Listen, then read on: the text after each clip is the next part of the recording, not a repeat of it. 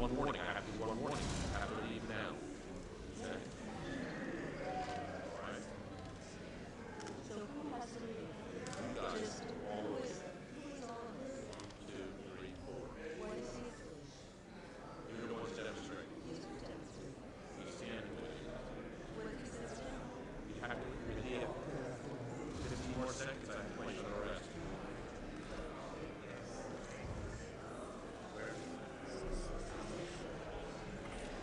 Check, check, check.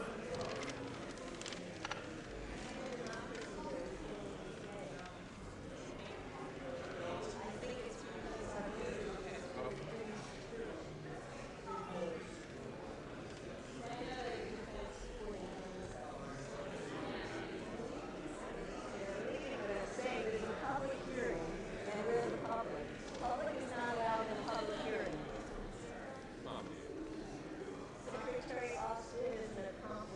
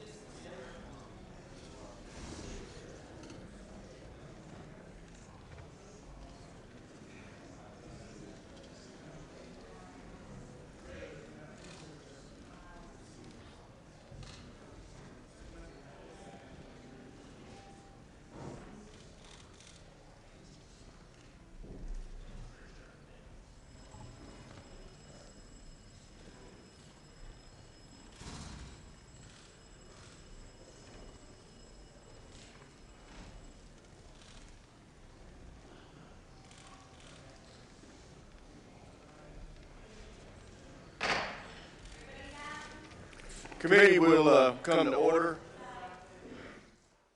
Mr. Secretary, thank you for being here today. Let me start by saying that we all here wish you a full and speedy recovery. We understand you are still recovering, and sitting for too long is not the best thing for your health. So in consultation with the ranking member, we've agreed to your request to limit your appearance today to 2 hours. To get to as many questions as possible, I ask unanimous consent to reduce the time for questions to 4 minutes. Without objection, so ordered. To members, if we can't get to you today, you please submit your questions for the record, and the Secretary has assured us he will get answers to those back in a timely fashion. Also, the Secretary will be back in about a month to testify again, so you'll have another opportunity at that time. Mr. Secretary, the reason we've asked you here today is not to discuss your health. We're here today to determine why the President was not immediately informed of your incapacitation. The timeline, as we understand it, is this. On the evening of January 1st, Secretary Austin was transported to the hospital via ambulance for complications stemming from a surgical procedure he had on December 22nd. On the afternoon of January 2nd, the Secretary's authorities were transferred to Deputy Secretary Hicks without her even being informed as to why. On January 4th, 3 days after the Secretary's hospitalization, Deputy Secretary Hicks and the President were first informed that Secretary Austin was in the hospital. On January 5th, Congress is informed of the Secretary's hospitalization. It's totally unacceptable that it took 3 days to inform the President of the United States that the Secretary of Defense was in the hospital and not in control of the Pentagon.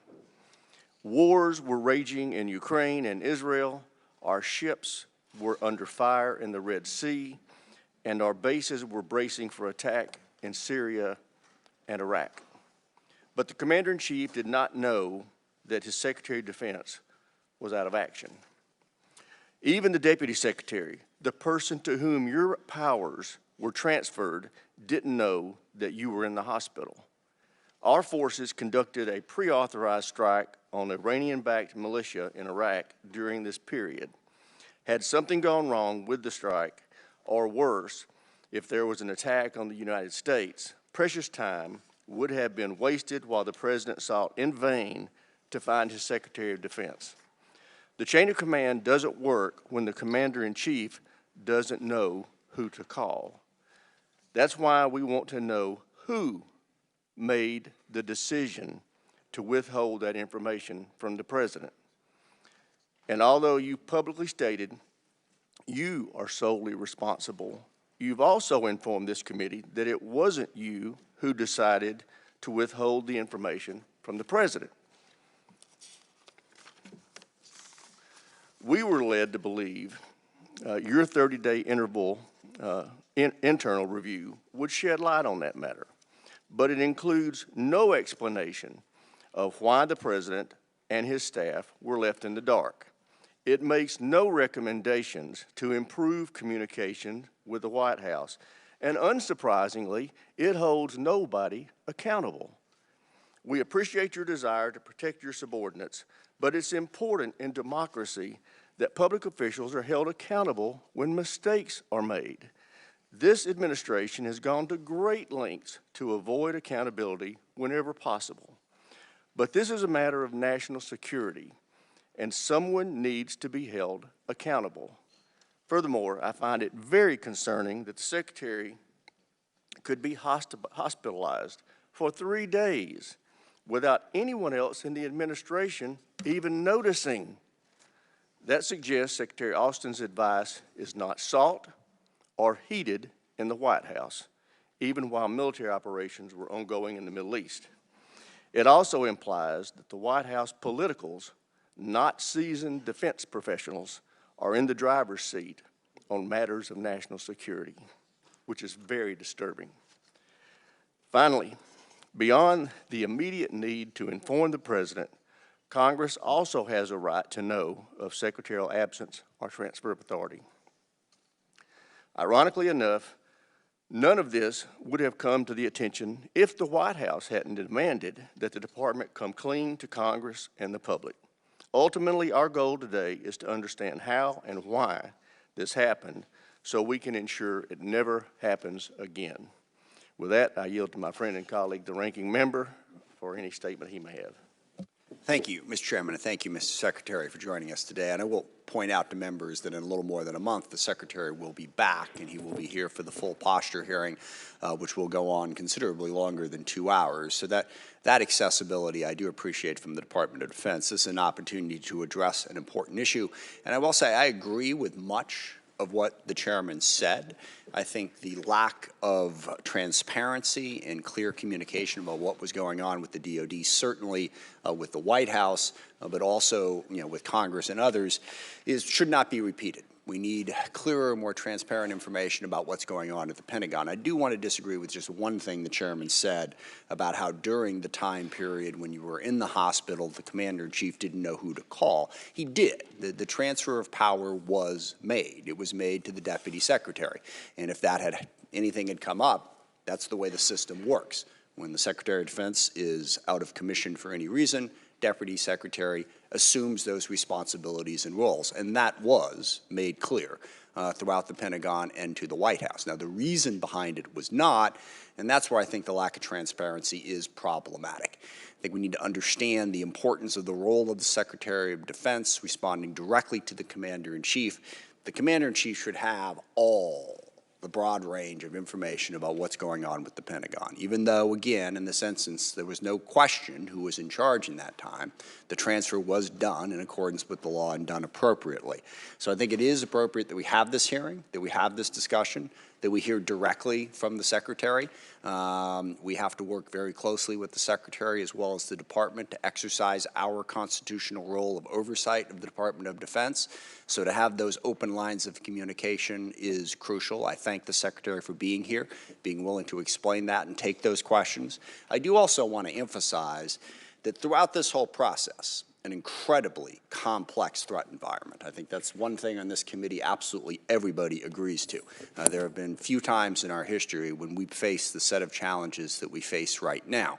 The war in Ukraine, the war in the Middle East, trying to make sure that it doesn't spread, the challenges that China continues to present, North Korea as well. Throughout that whole time, there is no allegation whatsoever that the Department of Defense was not completely on top of all of those situations. There was no instance where they were not doing their job to the utmost of their ability and in the defense of this country. In fact, I would point out that the coalition that Secretary Austin has been very responsible for helping to put together to stop Putin in Ukraine has been remarkably effective. And it's a testimony to Secretary Austin's leadership and the way the Department of Defense has been run on a day-in and day-out basis.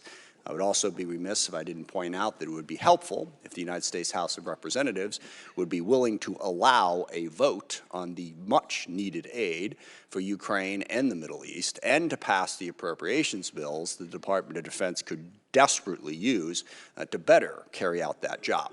But there's no doubt that the coalition that has been built has been incredibly successful. 2 years ago, when the war started, everybody assumed that Ukraine would be done in a month.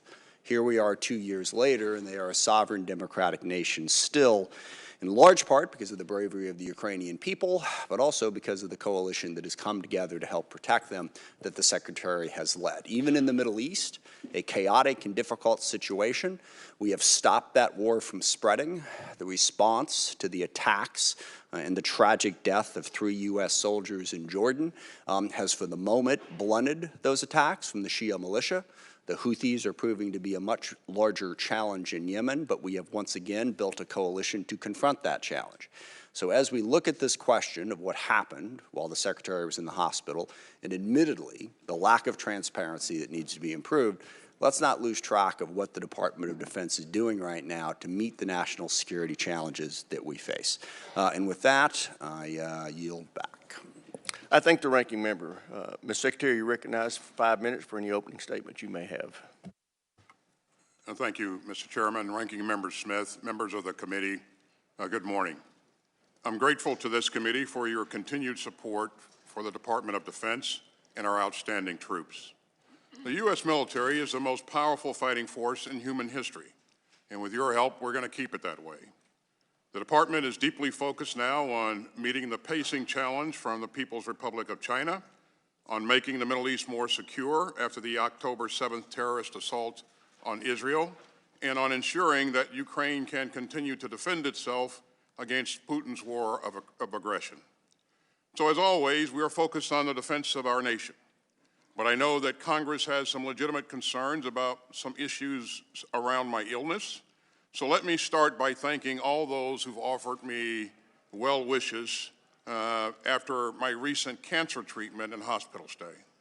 I very much appreciate your kind words, and I received world-class medical care at Walter Reed. And I want to again publicly thank my doctors and the outstanding nursing staff. They expect me to be completely cured of my prostate cancer, which was caught early. And I continue to recover, and now I want to be very clear. There was never any lapse in authorities or in command and control. At all times, either I or the Deputy Secretary was in a position to conduct the duties of my office, but we did have a breakdown in notifications during my January stay at Walter Reed, and that is sharing my location and why I was there. And back in December, I should have promptly informed the President, my team in Congress, and the American people of my cancer diagnosis and subsequent treatment. Again, we did not handle this right, and I did not handle it right. As you know, I've apologized, including directly to the President, and I take full responsibility. I'm also taking responsibility for some institutional changes to make sure that this cannot happen again. It's not enough for me to pledge to do better. The system must be postured better to make the appropriate notifications when authorities are transferred. And my staff must be ready to carry all of this out. But let me be clear, I never intended to keep my hospitalization from the White House or from anybody else. That's why we immediately instituted changes to the way that the authorities can be temporarily transferred to my deputy and to the way that notifications get made. That's also why we conducted a 30-day review of the entire process. Now, because the review deals with the continuity of operations, its drafters wrote it as classified. But of course, we've shared that review with all of you. The 30-day review made 8 recommendations to me, and I've directed that all 8 recommendations be implemented. We put 2 in place already, and we're moving out quickly on the other 6. So let me quickly summarize them for you. We've made clear that we expect full information sharing when the deputy or another designated official assumes the functions and duties as acting secretary. We've issued written guidelines for clear information sharing between my staff and the deputy secretary staff if these scenarios arise. And we'll ensure that the department officials in the order of succession are familiar with and supported for the relevant processes. And we're moving quickly to develop a mandatory reporting protocol for personnel who support me or the Deputy Secretary in situations that might affect our ability to perform our duties and functions. Of course, we already have continuity of operations plans in place, and we'll continue to review and update those plans as appropriate. Now, even before the 30-day review, we already had made some changes. In the future, if the Deputy Secretary ever needs to temporarily assume the duties of my office, she and several White House offices will be immediately notified. That includes the White House Situation Room and the White House Chief of Staff. The key officials across the department will also be notified, including the Deputy Secretary, the Chairman of the Joint Chiefs, and the General Counsel. And the reason for that assumption of duties will be included in writing. As you saw these new procedures in action during my hospitalization earlier this month. And finally, the DoD Inspector General is still working on his own independent review, which we fully support. Now, before I take your questions, I want to again make one thing very clear. At no time during my treatment or recovery were there any gaps in authorities, and there were no risks to the department's command and control. And from the time that I resumed my duties on January 5th, I fully participated in national security decision-making on events in the Middle East and about military operations in self-defense to protect our troops and our facilities over there. Again, we're moving swiftly to put some helpful new procedures in place, to prevent any lapses in notification. And I am confident that we will not experience the same issues in the future. So let me again thank you for the opportunity to be here today and for everything that this committee does to support, to stand by the mission and the people of the Department of Defense, including their families. I know you understand this, but one of the best things that you can do right now to support them is to pass a full-year appropriation. In doing so, will ensure that our troops get paid, that our civilian employees can stay on the job, and that we can continue to procure and field the very best capabilities to defend our country. We need the flexibility and stability that full-year appropriations provide. Mr. Chairman, Ranking Member Smith, I appreciate your leadership on that score, and I stand ready to assist you in any way. And with that, I'll be glad to take your questions. Thank you, Mr. Secretary. The Chairman now yields his question time to the Chairman of the Subcommittee on Military Personnel, the gentleman from Indiana, Mr. Banks. Thank you, Mr. Chairman. Mr. Secretary, help us get this straight. At what point during your hospital stay did you or your staff decide that the President should know about your hospitalization? As I understand it, my Chief of Staff contacted the National Security Advisor and advised him that I'd been hospitalized on the 4th of January. At what point during your stay was the 4th of January? I'm sorry, I didn't hear you. How long into your stay was that? Well, as we've pointed out, as it's been pointed out earlier, I was admitted to the hospital after you were on the 1st hospitalized? of January, right. Okay. Yes or no, did you tell your staff not to inform the President, anyone on your staff? I never told anyone not to inform the President, the White House, or anyone else about my hospitalization. Okay, so the 30-day review summary lays a lot of blame at the feet of your staff. It seems that would appear, correct? For the breakdown in the process? You've told us that you are responsible, but the 30-day review seems to blame your staff. Well, the 30-day review pointed out that that there were some missteps, but there was never any ill intent or an intent to obfuscate. So, 1 year ago, you told me in this hearing room you had no regrets about what happened in Afghanistan. Do you regret what happened here?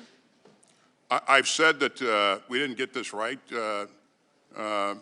Congressman, and we put measures in place to ensure that the notification process is improved going forward. Mr. Secretary, who will be held accountable? The transfer of authority was who will be held accountable for this?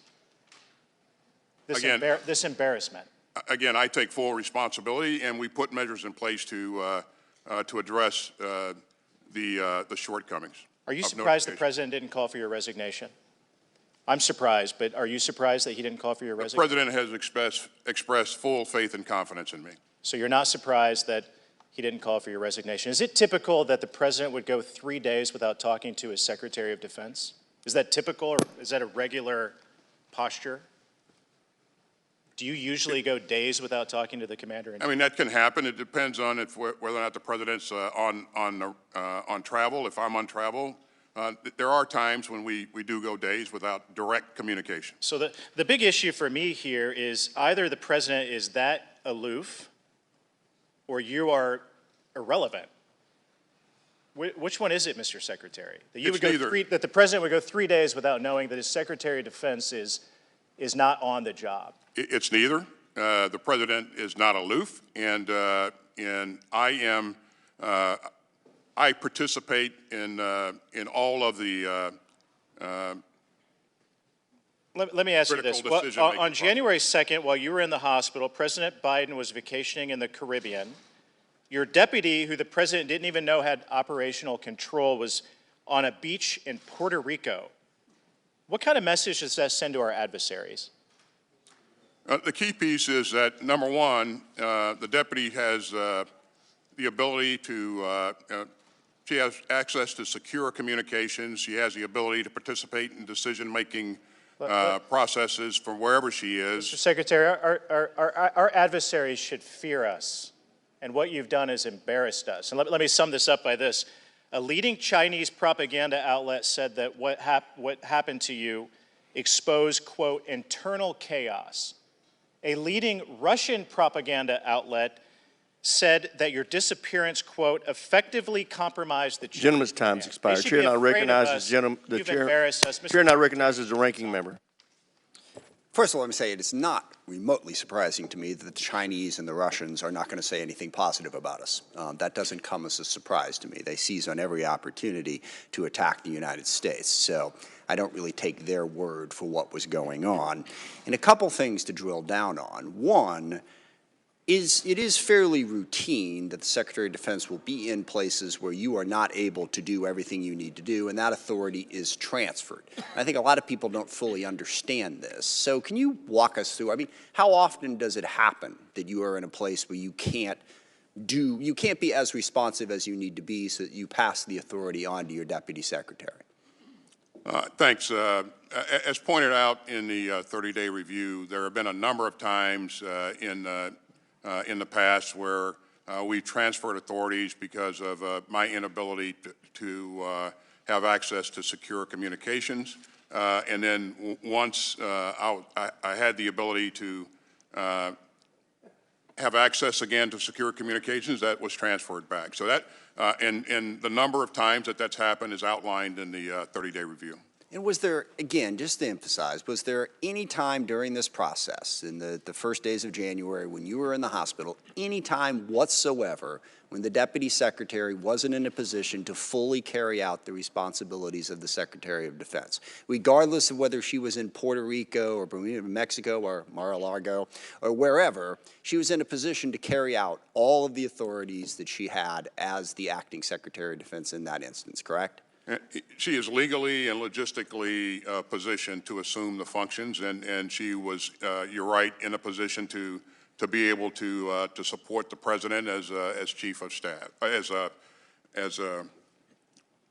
he made decisions. So, Commander in Chief.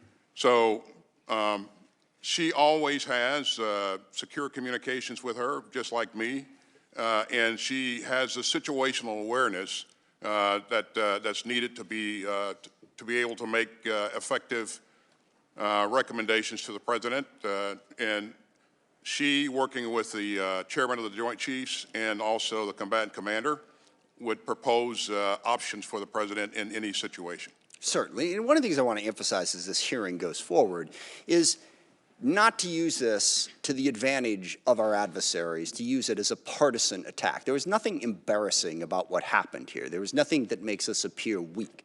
The United States, as all of this was going on, as has been pointed out, was carrying out strikes against our adversary in order to protect our force. We were doing everything that we needed to do to meet the national security needs of this country. And if members of this committee incorrectly imply otherwise, they are merely giving aid and comfort to those adversaries that they claim to care about confronting. And I will also, one more time, emphasize that if we care about confronting our adversaries, rather than nitpicking the Secretary of Defense about his precise process in this situation, we should go ahead and pass the National Security Supplemental that the Senate has passed with 70 bipartisan votes to precisely meet those national security needs. Whatever Russia and Chinese propaganda machines may be cranking out about this situation, I assure you it pales in comparison to what they're cranking out about the fact that they think the United States is getting ready to abandon our ally in Ukraine. I would challenge any member on the other side of this aisle to claim that the Secretary of Defense not fully informing the President for 3 days is somehow more important than walking away from that obligation that we have made and that the whole world is watching us on. And with that, I yield back. Chair recognizes the gentleman from South Carolina, Mr. Wilson. Thank you, Chairman Mike Rogers. Secretary Austin, I first want to wish you a full and speedy recovery. And sadly, we're here today because of the failure to properly communicate Directive 3020.04 of the Department of Defense, which is critical information requirements through the chain of command to President Biden. As a grateful veteran myself, along with you, of the American Armed Forces, we both understand the crucial role of the chain of command to provide time-sensitive information to make the right decisions at the right time. When communications fails, there is an increased risk to mission success, but more importantly, increased risk to the servicemen and women For this, to me, it's personal. As a 31-year Army veteran myself, having 4 sons who served in Afghanistan, Iraq, and in Egypt, and currently my district director is deployed in Africa, I just take this personally with the South Carolina National Guard, that your service is just so critically important. And I appreciate having worked with you before your appointment, and we need your proven capabilities more than ever, as we are in a war we did not choose, of dictators with rule of gun invading democracies with rule of law. It began February 24, 2022, with war criminal Putin invading Ukraine. On October 7, 2023, Iran puppet Hamas invaded Israel as the Chinese Communist Party threatens Taiwan. Sadly, Biden opened borders for terrorists, makes imminent more 9/11 attacks across on American families, and we need our state National Guards to be ready for duty. Every family actually should have a rally point when communications are cut with an attack. With the current global threats, today, there are attacks on American and our allies by Iran in the Middle East. Would the lack of proper communications degrade our ability to respond?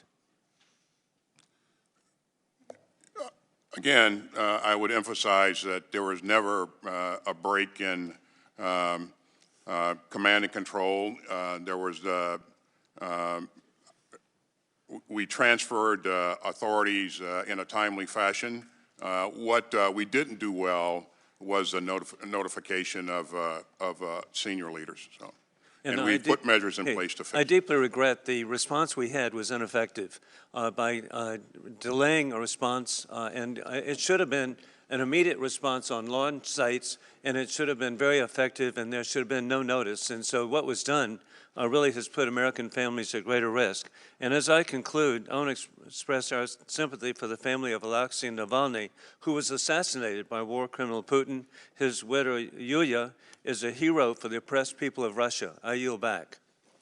Chair now recognizes the gentleman from Connecticut, Mr. Courtney. Thank you, Mr. Rogers, and thank you, Mr. Secretary, for being here today and for your 40-plus years of service to the defense of our country. Again, just to sort of walk through one more time about the fact that there was no gap in terms of authorities and who was in control of the department. You went into critical care on January 2nd. Your staff then executed the law in terms of notifying the Deputy Secretary of Defense that she was in charge, and as a result, I mean, it was seamless. There was just never any moment where there was any absence of authority within the department. Isn't that correct? That's correct, sir. And again, it actually was the Armed Services Committee back in 1962 that passed the law that, again, made this process happen, again, without any action, special action of the Secretary of Defense. It's different, actually, than the 25th Amendment of the Constitution, where if a president is going to go under anesthesia or is incapacitated, it actually says in Section 3 of the amendment that there has to be a voluntary surrender. Again, going back to President Reagan, he actually executed documents, filed it with the Congress, notifying that that was going to happen. That's not the way the law works for the Department of Defense. Again, it happens, again, if the Secretary is unable to perform duties, then that's it. The Deputy Secretary is in charge. Isn't that correct? That's correct, sir. And then on January 8th, before even the 30-day review or any of the recommendations, you already moved to put into place a regulation that basically states that this now will be communicated in all instances to the President of the United States, so that the whatever confusion surrounding the lack of communication now has been now codified at the department to make sure it doesn't happen again. Isn't that correct? That's correct, sir. And we had the opportunity to put those procedures in play when I went back to the hospital on February 11th, and it was there was timely notification in a seamless fashion.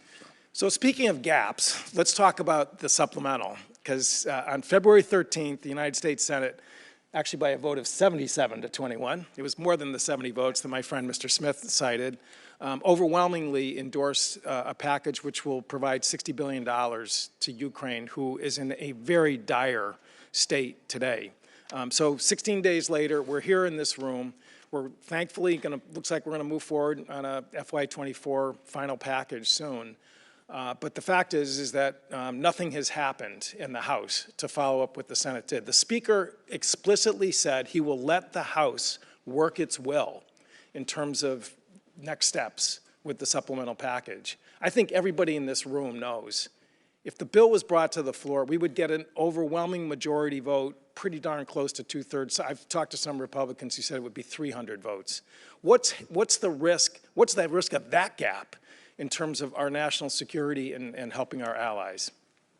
Well, we're seeing the risk play out on the battlefield each and every day as the Ukrainians fight valiantly to defend their sovereign territory. And I would remind everyone that with our support in providing security assistance, they've taken back half of the territory that Russia seized. But each and every day, we see the Russians continuing to push and make incremental gains, and that's very troubling. And without our support, the Ukrainians will be outgunned in terms of artillery, and they'll also be at risk because of lack of adequate air defense. Gentleman's time's expired. Chair now recognizes the gentleman from Ohio, Mr. Turner.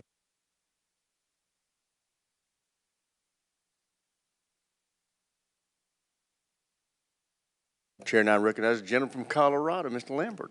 Thank you, Mr. Chairman, and for having this hearing. Mr. Secretary, we do wish you a speedy and full recovery. I would concur with the points brought up by the chairman. I believe most members of this committee are bewildered at how these events could transpire. I am primarily concerned with the effect of your actions and the actions of your closest advisor on the confidence of the American people. At a time when overall trust in the government is declining, Americans must still believe that the government can protect them from the growing threats in this world. And one of the most serious threats is that of a missile attack from Russia, China, or North Korea. I chair the Strategic Forces Subcommittee and am charged by the chairman with the oversight of our entire nuclear arsenal, including the command and control of our nuclear forces. Every day, our service members who maintain and operate the weapons systems that employ these destructive weapons are ready to act within minutes of receiving a valid order from the President that flows down through you or your designated representative. Today, many on this dais will speak about disruptions in chains of command. I will say that the most dangerous chain of command to break is that which communicates orders to our missile silos, ballistic missile submarines, and strategic bombers. We will only deter attacks on our homeland if our adversaries are assured that we are capable and willing to respond in kind massively if necessary. Not only is our homeland threatened by adversaries' ballistic missiles, but will increasingly be threatened by hypersonic missiles. So all of these attacks are a matter of minutes, not hours. We can't afford to have the continuity of our nuclear command and control fail for even a minute. My district of Colorado Springs is home to the Cheyenne Mountain Complex, which is the primary site of our Missile Warning Center. The Missile Warning Center maintains an unblinking eye that buys the President and the Secretary of Defense critical minutes. In a crisis, they initiate the conference between the National Military Command Center and those in the chain of command. So, Mr. Secretary, my question is, when did the National Military Command Center become aware of your hospitalization?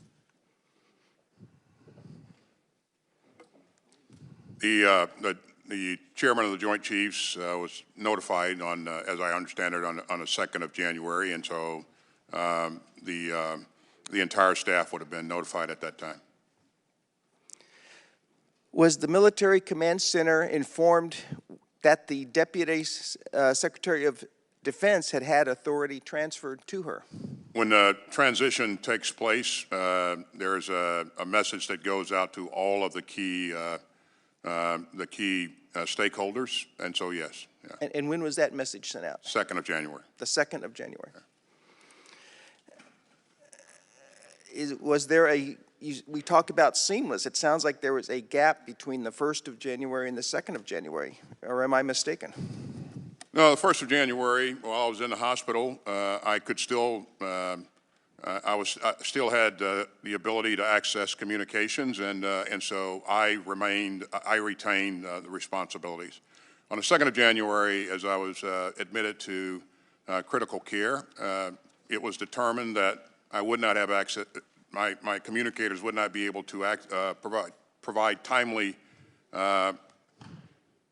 access to communications for me, and so the decision was made to put the process that's in place in play. So. Okay, thank you, Mr. Chairman. I yield back. Chair, I recognize the gentleman from California, Mr. Garamendi. Thank you. Just a very quick summary of the law. If the President decides to launch nuclear weapons, the Secretary of Defense is not in the loop, which probably ought to come to our attention. Maybe we ought to make so that the Secretary is in the loop, but by law he is not. With regard to the really important issues that face us, Mr. Secretary, we wish you well on your cancer treatment and your return to full health. You have an extraordinary service record. We note, if we care to understand, that it was your work, together with the President's, that assembled the support in Europe, NATO and the European Union, necessary for the Ukrainians to receive the support necessary to repel the Russian invasion. And you continue to do that. And I thank you for that extraordinary work. I will note that while we are spending our precious time, at least I think it's precious, on taking you and the administration to task, we are failing in our responsibility to fund the Department of Defense. We're now 5 months late in the appropriation process. It is the responsibility of the Congress to provide the appropriations, and we are not doing so. We're on our 4th or 5th continuing resolution. We are derelict. Not you, sir. It is the Congress of the United States and the leadership in this House that is failing to meet the national security needs of this nation. In the appropriation process, October, November, December, January, and February have passed, and we've not done our work. And we're spending our time here taking you to task. That's wrong. We're failing. Let me put it this way. The leadership in this House is failing. We have a supplemental appropriation, absolutely necessary for the defense of Ukraine. That has been languishing for months. The Senate has acted. This House and the leadership of this House has not acted. Is it that we are abandoning Ukraine? Is it that the Republicans in this House want to take responsibility for Ukraine's defeat? Apparently they do, because they are refusing to provide the necessary funding. Humanitarian aid, Israel, the replenishment of our arsenals, all are at risk because this House has refused to take action. Mr. Secretary, it is not you that are the problem. It's not what happened in your health emergency. That's the problem. You've laid out clearly that that has been resolved, that standard operating procedures were followed and will be even more so in the future. Thank you for your testimony, and thank you for putting that in place. When will this committee actually stand up for the defense of this nation? When will my colleagues on the Republican side of this committee find the courage to get the job done? 5 months have passed. The dereliction of duty is not yours, sir. The dereliction of duty is right here on the dais. Mr. Secretary, 17 seconds. If you'd like to comment on the necessity of getting the job done, please do so.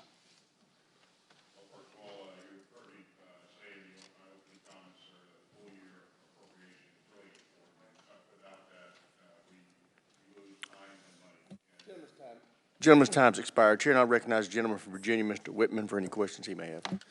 Thank you, Mr. Chairman. Mr. Secretary, we wish you, again, continued recovery from your surgery. I'd like to go through a series of questions just with your reflection and yes or no.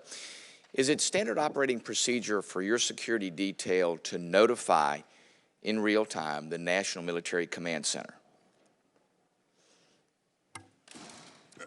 To my knowledge, my security detail does not notify the National Military Command Center of my work. So it's not standard operating procedure for your security detail to notify the National Military Command Center?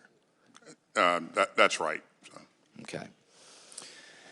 Well, if it's not standard operating procedure, and you said earlier that you have mechanisms built in to make sure that transference of power takes place from you to the Deputy Secretary, then how does your security detail then close the loop in getting information to the right place? And how is the decision made that the Deputy Secretary was then in charge? Well, the decision is really about whether or not we've reached a point where, I don't have the ability to continue to perform my duties because of lack of access to secure communications for a period of time. And that triggers the process that's established being followed, and that happened pretty quickly, and I think that they made the right decision. So if it's not standard operating procedure then for your security detail to notify the National Military Command Center, which is the nexus for how information gets to the right place, so when issues of national security come up, the White House is informed because it's the National Military Command Center who's in charge of informing the White House. So that didn't take place according to you, and the standard procedure isn't there, and nobody in your office or your staff notified the White House, then how is it that people in critical decision-making positions then know when operational deficits take place, like you being in the intensive care unit that day and not being able to continue with your duties? Again, by law, if I don't have the ability to execute my duties because of any reason, and in this case it was because of lack of access to secure communications, by law, the deputy assumes the roles and responsibilities. Listen, I understand the law. The law is clear, but the law doesn't assure that there's continuity in operations and that people in critical positions know the current situation. So if something happens, the right decisions can take place in real time. The Deputy Secretary is in Puerto Rico. While she may have been advised or notified of a transference of responsibility, she stayed there, and it was a matter of if something really happened, was she in the right position to be able to do that? If the White House didn't know, the National Security Advisors didn't know, people in positions that would need to make decisions in case of, and we're glad that something didn't happen, but in case of, if that information isn't transferred, then there is indeed an issue of national security. As I stated, there was never a lapse in authorities or command and control. And again, when the transfer is made, a message goes out to all the stakeholders that the transfer has been made, and so the communications specialists are positioned to route any incoming communications to the deputy that would have come to me. So. Is it not correct, though, that the President should have known, that the National Military Command Center should have known, that the loop should have been closed, and making sure that everybody knew? The standard operating procedure should be that your security detail notifies the National Military Command Center. The Joint Staff Chairman did know on the 2nd of January, and Gentleman's time's expired. Chair, and I recognize the gentleman from New Jersey, Mr. Norcross. Thank you, Chairman. Appreciate you holding this hearing, and to you, Mr. Secretary, well wishes in your quick recovery. You've stated publicly that it could have been and it should have been handled better. That's clear. The 30-day review has been concluded. There was a number of recommendations which you have publicly agreed to implement, and you went further to talk about the Inspector General is also conducting that, and we look forward to it. And there should be a robust discussion. What there shouldn't be is partisan bickering and is trying to turn this into a political football. The idea of command and control of our military, of the defense of this nation, is of the highest priority to the men and women who serve here in Congress, those who wear the uniform, and certainly to every American who cares about that. I want to make sure that we fully understand, because apparently there is some doubt that there might have been a break in the command and control of our forces. Would you clearly state for the record, was there ever, at any time, a break in that command and control? There was never a lapse in authorities or command and control. Because we understand that in the event that there was a national emergency, there was a kinetic conflict going on, there are a set of policies that take place in the event that there is ever a gap. If something were to happen to yourself or those below you, there is an immediate way of addressing that. And to go one beyond that, when it comes to nuclear command and control, there is very specific. And I have sat on that committee where we talked about, in the event that the president is not available, the vice president, there are clear and very specific steps that take place. Isn't that true? That's correct. So here we are.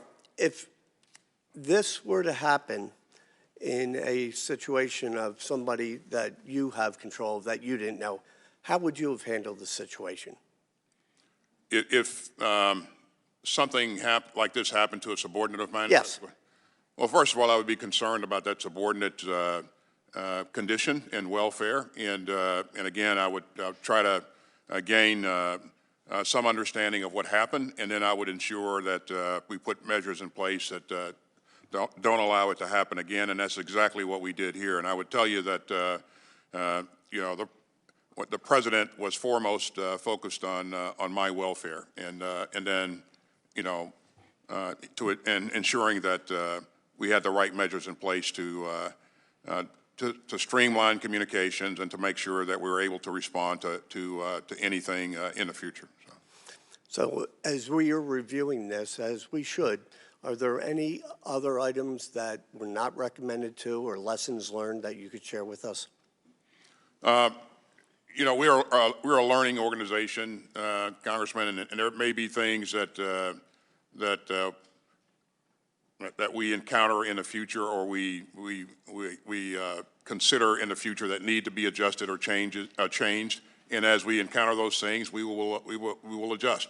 But as a start, I think putting these 8 recommendations in place will help. We'd already done some things ahead of time to ensure that notification occurred in a very timely fashion. But if we learn more things going forward, we will adjust as needed. Thank you, and I yield back the balance of my time. Chair, I recognize the gentleman from Georgia, Mr. Scott. Thank you, Mr. Chairman. Mr. Secretary, I certainly wish you a speedy recovery. I want to focus on the December 22nd date. That's the one I have the most difficult time with. I understand the other one was an emergency procedure where you were taken by ambulance to the hospital, if I'm correct. Is that right? The January procedure was emergency. The January event was an emergency. I took an ambulance to the hospital. That's right. But the December 22nd date, when did you know that you were going to have surgery on December the 22nd? Well, I scheduled that surgery about a week prior to the actual surgery. Okay. I could lock in a date, and I took leave in order to do that, and I made sure that we transferred authorities to the deputy that day, and I resumed my duties the following day. Okay, so you took leave, but you knew that you were going to take leave a week before the 22nd, correct? That's right. That's whenever you scheduled the surgery on for the 22nd, that would be when you knew. But she was not notified until the day of the procedure. Is that correct? This was coordinated several days before, so I don't know the exact date when she was notified. But okay, well, according to what we have, it appears that she wasn't notified. She was basically transferred the authority, but wasn't given the reason for the transfer of the authority. And I guess that's the thing I have the hardest time with is not the emergency procedure, but it is knowing a week in advance that you're going to be under anesthesia, out for 48 hours, give or take some time there, and why she wasn't notified at that time that she needed to be prepared to receive the authorities at that stage. My understanding is that she was in Puerto Rico, not in continental U.S. at that time. Is that correct? That's not correct. Okay. 22nd, she was in the States. Okay, she was in continental. Okay. I just think when we know that you as the Secretary of Defense, there are 435 members of the House, 100 members of the Senate, but there's one Secretary of Defense. When we know that you're not going to be capable of making the decisions, that the sooner the person who is going to be in the position knows what and why, I think the better we as a country are from making sure things have happened or happen the way they should. I respect you. I wish you a speedy recovery. That's my primary concern. The emergency procedures, I think we've lessons learned the hard way. Won't happen again no matter who's in the seat. I want to say this with regard to some of the comments that have been made about Republicans and who we want to win in Ukraine. Let me assure you, we want the Ukrainians to win, and we want Putin to lose. But one of the key things that many of us have asked for, that have voted for the Ukrainians repeatedly, is the enforcement of the sanctions against Russia. And simply sending the Ukrainians weapons or money is not going to win the war against Russia and Putin. The sanctions have to be enforced. That is something that I have personally asked for in the package that's coming to the floor, and something that I think those of us who know the issue recognize it's more than just weapons and money that Ukraine has to have to win the war. With that, Mr. Secretary, I wish you the best and certainly keep you in our prayers. Chair, now recognize the gentleman from Arizona, Mr. Gallego. Thank you, Mr. Chairman, and thank you, Secretary Austin, for joining us today. Secretary Austin, I would like to thank you for your service and steadfast leadership, especially at this challenging time, and to express my wishes for you to have a full and speedy recovery. I recognize the deeply personal nature of your situation, and I'm also thankful for the committee for arranging this hearing. Mr. Secretary, I was deeply troubled when I learned the news that President Biden was not informed of your absence, let alone your hospitalization, multiple days after entering intensive care. While authorities surrounding the notification process for the Deputy Secretary of Defense to carry out new functions and duties is vague, it's clear that the chain of command is not. When I was an enlisted member of the Marine Corps, a corporal, I had to notify my superior if I could not report for duty. Just like there is accountability for the enlisted, I want to ensure that we are all held to the same standards, including at the highest level. So you can understand why the situation is very concerning to me and why I believe strongly that Congress should conduct robust oversight.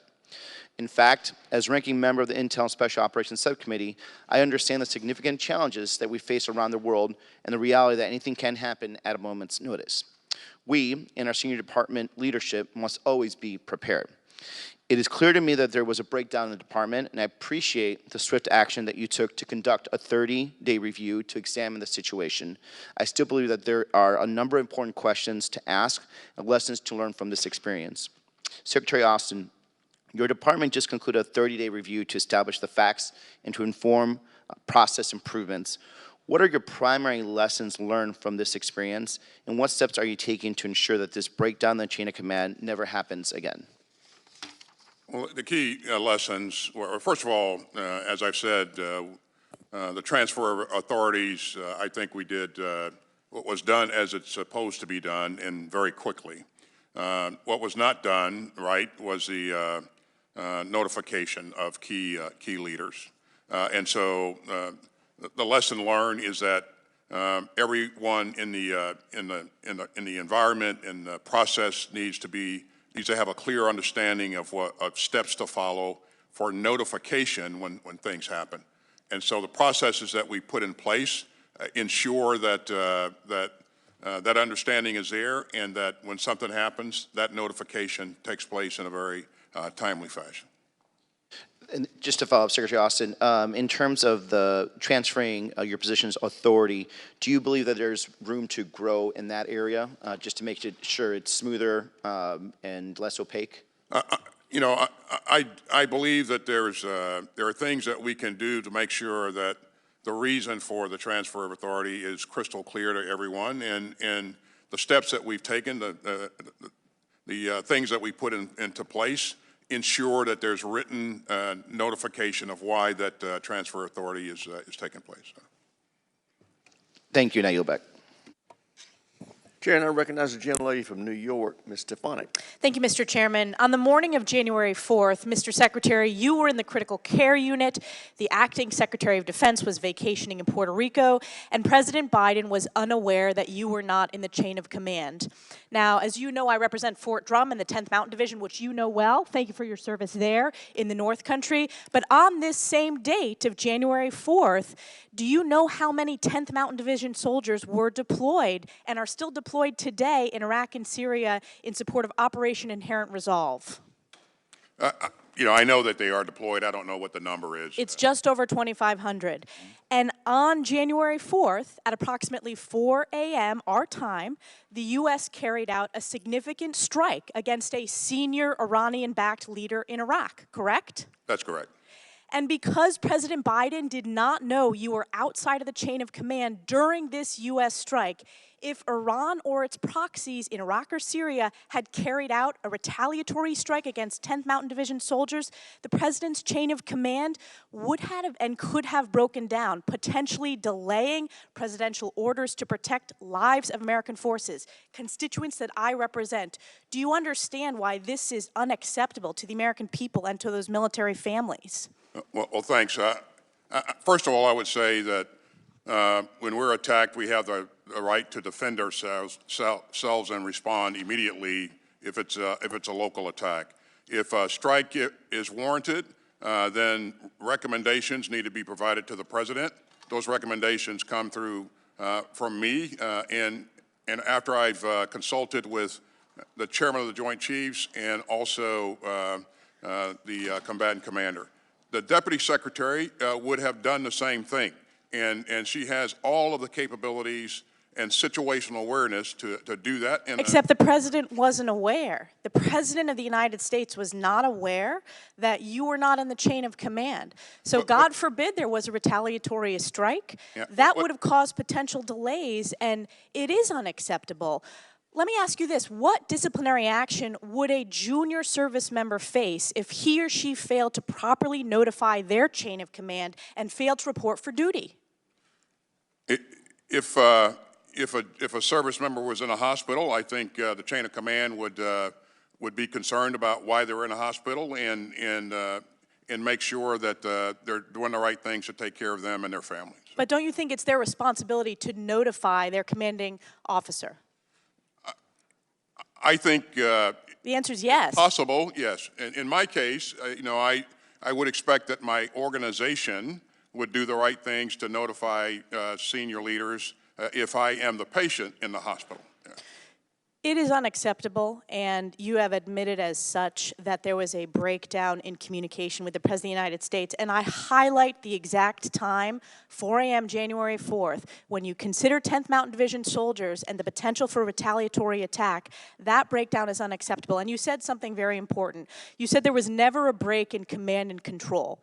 But yet the President of the United States was not aware that you were outside of the chain of the command. So is the President not a part of this command and control?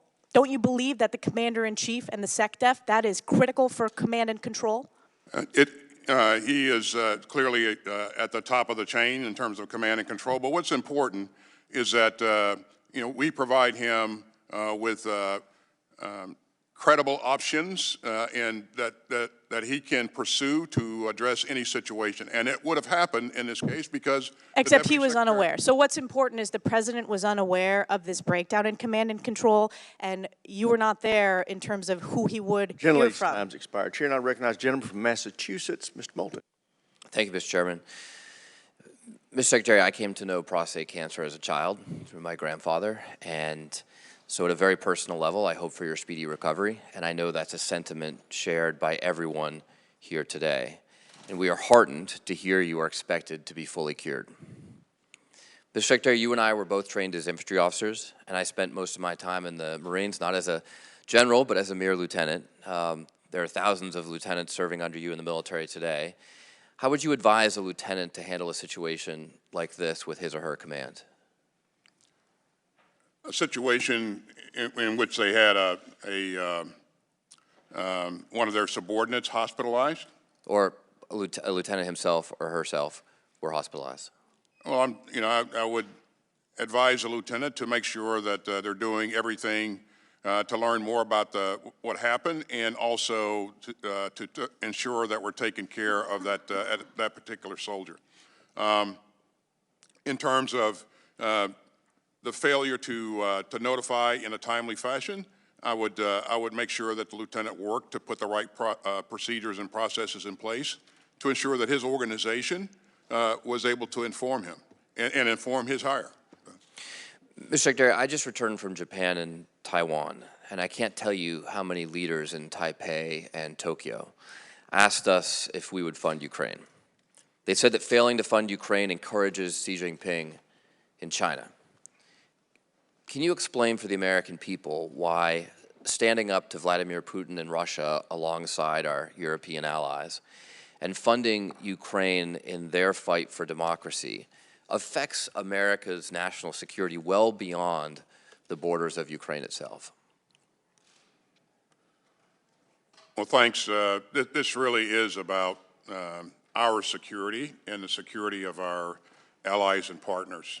And this really is about a rules-based international order. We don't want to live in a world where one country can redraw its neighbors' boundaries and illegitimately take over its sovereign territory. And so we know that if Putin is successful here, he will not stop. He will continue to take more aggressive action in the region. And other leaders around the world, other autocrats around the world will look at this, and they'll be encouraged by the fact that, this happened, and we failed to support a democracy. And so I think it's a very dangerous path to go down if we don't support Ukraine. Thank you, Mr. Chairman. I yield back. Chair now recognizes the gentleman from Tennessee, Dr. Desjardins. Thank you, Mr. Chairman. And Secretary Austin, very pleased to hear of your good prognosis and hope that your recovery continues to be uneventful and goes well for you. Just a couple questions. At the time you were in the hospital, there were several strikes carried out against militias in Iraq. What was your role in carrying out these operations? Were you calling the shots, or was DepSec Hicks making those decisions? Well, on the 4th, as we have said earlier, that strike, I delegated the authority to conduct the strike when the conditions were right down to the combatant commander. Okay. On the 5th of January, I resumed my responsibilities, and I fully participated in all of the decisions that led up to subsequent actions. I believe the American forces were attacked 8 times during your stay in the hospital. Had one of these attacks required a response on January 2nd, who would have made the call on that response? It would have been, well, the president always makes the call, and it's based upon the input that he gets from So who would have informed the president? It would have been the Deputy Secretary of Defense, as she conferred with the Chairman of the Joint Chiefs and the combatant commander. Okay, on the timeline, when did she know? Did she know on January 2nd that she was in charge? She knew on January 2nd that we had transferred authority, yes. When did she found out on January 2nd? Yes, that information was clearly provided to her staff, and I'm sure she understood that. So. Okay, now, a lot of times our staff are very loyal, as they should be, and some of the blame has been cast on your staff. Did you ever explicitly direct anyone to keep your condition from the White House on your staff? As I said earlier, I never directed anyone to keep my hospitalization from the White House. Okay, did you ever direct your staff or others to keep the status of your condition from the public or any other senior officials? No. It's been reported that when you returned to the hospital on January 1st, an aide told the dispatcher, "Can I ask that the ambulance not show up with lights and sirens? We're trying to remain subtle." Did you direct the aide to say that? What I told my assistant to do was call an ambulance, and that's all that I told him to do. Has anyone been disciplined for doing something that you did not tell them to do, namely actively suppressing information pertaining to your condition? Again, as it pointed out in a 30-day review, there was a lot of things that happened, but there was no evidence of an intent to obfuscate or willingly conceal something. And so at the end of the day, as I said earlier, I take full responsibility for this. We didn't get this right. We put the procedures in place to ensure that that this doesn't happen again. Okay, well, I respect that you take full responsibility. Let me ask you this, Secretary, and I'll finish with this. If a member of the Armed Services fails to report for duty and went missing for 4 days without informing their superior, they would likely face repercussions, isn't that correct? If, I would point out that I was in a military hospital in the Washington, D.C. area with... But I'm talking about somebody, one of your subordinates. If they did that, they would face repercussions and perhaps even be dismissed depending on the circumstances, correct? If they didn't report for 4 days. Yeah. Okay, and so I'll just finally ask, why shouldn't you face some discipline under these circumstances? You put yourself above the man? I do not, and I have, as you know, I served 41 years in the military in uniform, and so I understand the challenges, and I understand that, leaders have to set the example. Again, I said that we didn't get the notification right. Again, I was the patient, and so I expect that my organization Gentleman's time's would expired. do the right Chair now thing to recognizes notify the higher. gentleman from California, Mr. Khanna.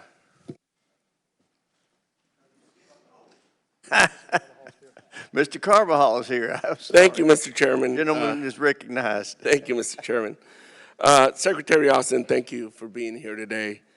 There's no denying the situation regarding your health was not handled perfectly, and you've acknowledged that. That being said, to my knowledge, no laws were broken.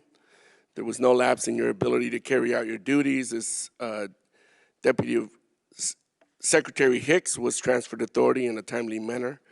And it does remind me of when Democrats were in charge in October 2020, when then President Trump was telling the American people, downplaying COVID, telling the American people not to take the vaccination, telling the American people not to take certain treatments, but rather maybe Clorox or some things like that. And then lo and behold, he got really ill and was taken to Walter Reed. Democrats didn't have a hearing to talk about how serious it really was that got to take him to Walter Reed and what that meant as commander-in-chief for our country. So I just point that little example, how we didn't have a hearing about that because we felt, as important as it was, there were other systems in place. And while the situation could have been handled better, hindsight is 2020. You have taken accountability, apologized, and worked to make recommendations to ensure something like this doesn't happen again. As far as I am concerned, as a veteran myself, there's nothing else to be said on this matter. I'm satisfied with how you've addressed mistakes made. Since I have a couple more minutes, I'd also think that I'd like to ask a few questions on the issues that are actually pressing. Can you speak to how continuing resolutions affect our national security and readiness?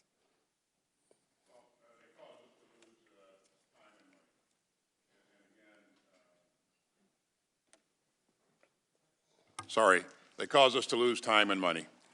And again, we work hard to link our budget requests to the strategy, and without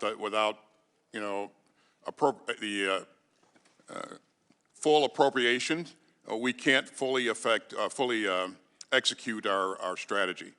And so this will cost us probably, if it's a full year continuing resolution, it'll cost us somewhere in the neighborhood of a $25 billion cut overall. And that doesn't allow us in some cases to fund critical programs and resource weapon systems and munitions that are critical to not only Ukraine and to replace the things that we're providing to Ukrainians and the Israelis, but also allow us to build up our stocks for contingencies going forward. So it is a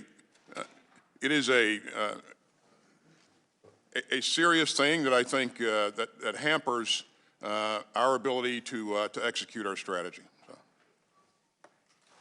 Thank you. I think every member on this committee is well aware of the threats we are facing globally, from Russia's illegal invasion of Ukraine to terrorist attacks against our ally Israel.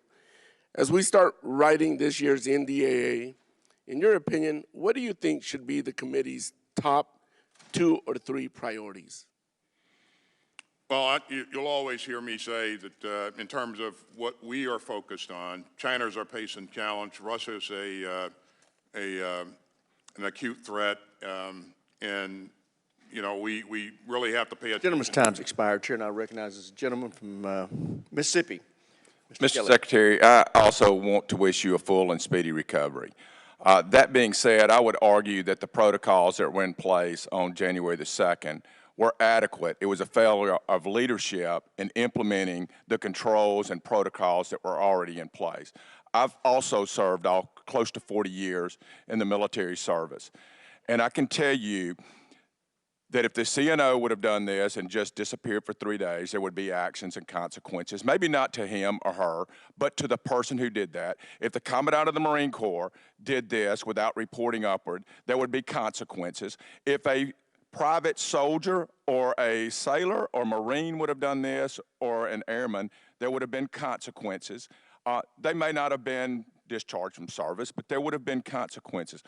You know, and the fallacy of this committee to sit here and say we should be talking about other things. Let me tell you what, when Senator Tuberville did the blockade of the service chiefs and their stars, I heard the administration, I heard the Democrats on this committee say it is dire national security risk if we don't get these people confirmed. However, there was a chain of command at all times, that we knew who the acting commandant was, we knew who the acting CNO was, so there was none. I don't think there was a threat to national security because of this, Secretary Austin. I don't think that there ever was. The places and protocols are in things. I do, however, think it was an extreme lack of leadership at some level, and I hope we identify that and there are consequences. And with that, I yield the balance of my time to Mr. Morgan Luttrell.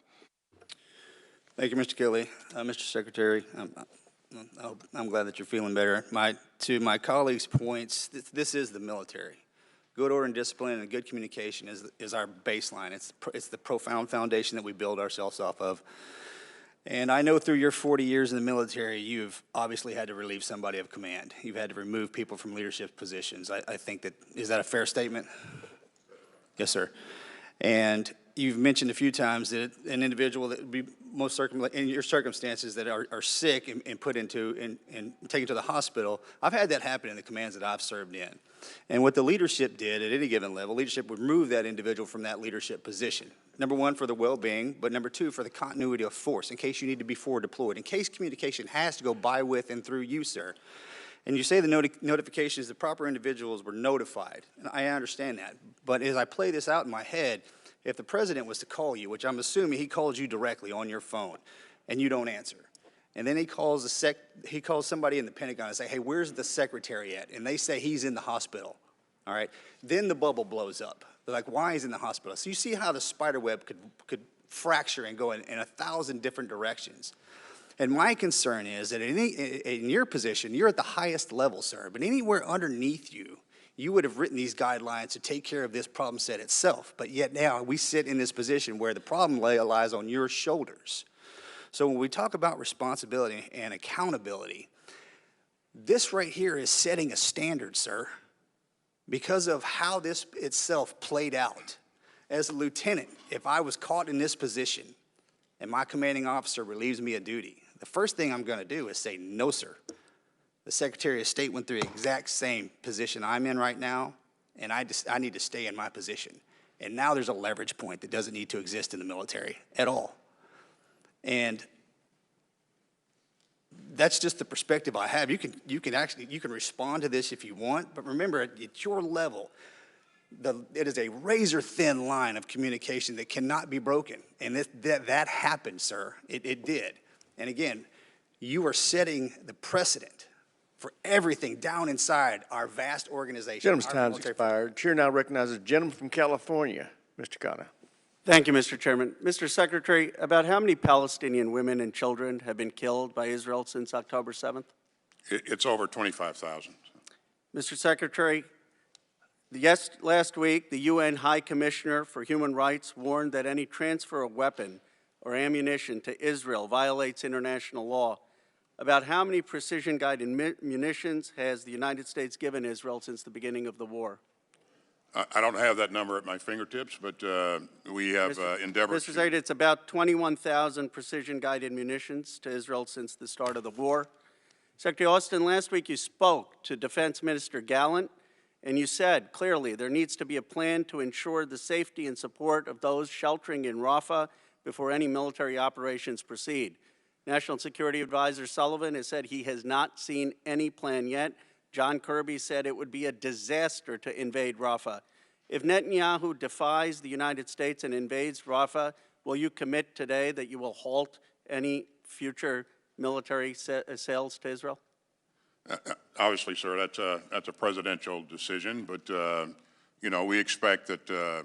And by the way, I spoke to Minister Gallant last night, and I expect that when we provide munitions to allies and partners, that they'll use them in a responsible way. But would you make a commitment that they defy what we're saying and they violate international law, by the way, which is opposed to National Security Memorandum 18 and National Security Memorandum 20, that if they don't do what we're saying, that we would halt those arms sales or transfers? Again, the decision to halt the provision of security assistance would not be mine. It would be. What would you recommend? Well, I certainly, again, I really do expect that that they utilize the weapons that we provide them in a responsible way, and then if they don't, sir, I just want to, for time purposes, it seems to me if they're defying what you're telling them, what Kirby's telling them, what Sullivan's telling them, that wouldn't be responsible. Cindy McCain, the head of the World Food Program, has said that the Palestinian children are starving. Extremist settler Stomrich, Israel's finance minister, stopped American flour, which our taxpayers paid for to get into Gaza. If Israel again ever stops American-paid aid from getting into Gaza, will you commit to not sending future arms sales? Again, that's not my decision. I would, number one, do what I've been doing and engage the leadership and encourage them to ensure that humanitarian assistance is getting. Mr. Secretary, I would just say, and I have one more question, that we need some consequences when another country is defying you, defying the National Security Advisor, defying the President, defying National Security Memorandum 20.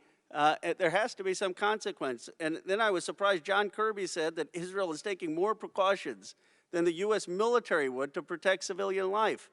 Mr. Austin, Secretary Austin, isn't that statement inaccurate given Israel has used hundreds of 22,000-pound dumb bombs when there were no places for civilians to go? Would the U.S. government ever target terrorists with 2,000-pound bombs in a densely populated area? Well, I mean, it depends on the situation, and again. But have we done that? Use 45% of bombs that are unguided, or a 2,000-pound bomb? I mean, do you really think that the Israeli government military is taking more precautions than the United States military would? I think, just based upon the results in terms of the significant loss of life. Gentleman's time's expired, Chair, and I recognize the gentleman from Wisconsin, Mr. Gallagher. And it should be done. Mr. Secretary, to review, you went in for the initial procedure on December 22nd. Your testimony says the DepSecDef then, quote, assumed the functions and duties of your office and was serving as acting Secretary of Defense, correct? That's right. Did you then personally make the decision on December 22nd to transfer authority to the Deputy Secretary of Defense? I did. So does 10 U.S.C. 132B, which you cite in your testimony, does it require you to make the decision? Or is there any notification to the President required by statute? It does not. By law, if I'm unable to perform the duties of the office, then the responsibilities and authorities transition to the Deputy Secretary. And you can assure us today under oath that you, and you alone, not a military aide, made the decision to execute the TOA to the Deputy Secretary of Defense. On December 22nd? Yes. That's right. And I instructed my assistants to put the process in place. Thank you. What prevented you at that initial hospitalization, which was a planned procedure, from telling the president, albeit privately, about your condition, that you had cancer? As I said, you know, a diagnosis of cancer is a very personal and deeply troubling issue, and it's one that, quite frankly, you know, I described it as a gut punch, and again, I didn't want to burden the president with one of my personal issues, but I've also said that I didn't get this right. I should have informed him. I should have, you know, talked to him about it, and I have since talked to the president. I have apologized, and he responded with a warmth and empathy that anybody who knows Joe Biden. I have limited time. I'm sorry. I don't mean to be rude. You said or you just said you expect your organization in early questioning to do the right thing and notify higher. But when you initially went in, it was not your intent or expectation to notify higher. You didn't expect your organization to notify the president, correct? You know, as I said, I didn't get that right, and that was not done appropriately. I appreciate that candor, but just so I have clarity, your initial intent was to go in, have the procedure, for there to be not any complications, and the White House would be none the wiser in the process, correct? We didn't. I didn't instruct anybody to notify anyone. That's right. So it is not the fault of your organization or an aide not to notify higher, at least in that initial case. That's right. You take full responsibility.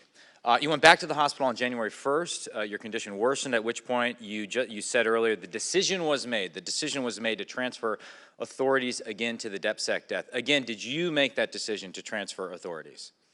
I did not. The decision was whether or not they had reached a threshold where I could not communicate or have access to secure communications.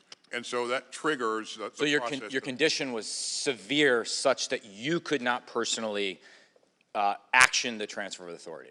The issue was, number one, they could not get to me, but number two, it was access to secure communications. It had nothing to do with my physical condition at the time. And yet the decision was made. So who made the decision? Well, as my assistants conferred, they agreed that we had reached that threshold and they should put the process in place, and they did, and I think it was the right decision. So your military assistants made the decision to transfer authorities to the Deputy Secretary of Defense? The military decision, the military aides made the decision to without any initiate the process, right? In the chain of command? Yeah, I mean, the law says that if I'm unable to... Gentleman's time's expired. Chair, and I recognize the gentlelady from Pennsylvania. Mr. Secretary, thank you for coming here and for sitting with us. And I wish you good health and a speedy recovery. We had a conversation earlier this week where I expressed my disappointment in some of the decisions that were made by you and by your team, and my personal experience being a young lieutenant in the military and what I would have expected my own self to do in those circumstances. But that's not what we should be talking about today.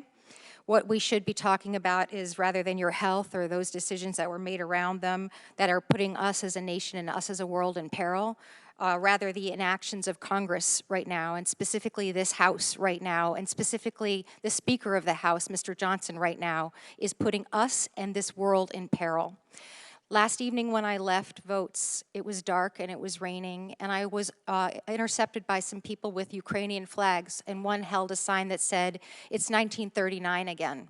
And it really struck me and literally brought tears to my eyes, because it really genuinely is, and not an exaggeration to say that it's 1939 again.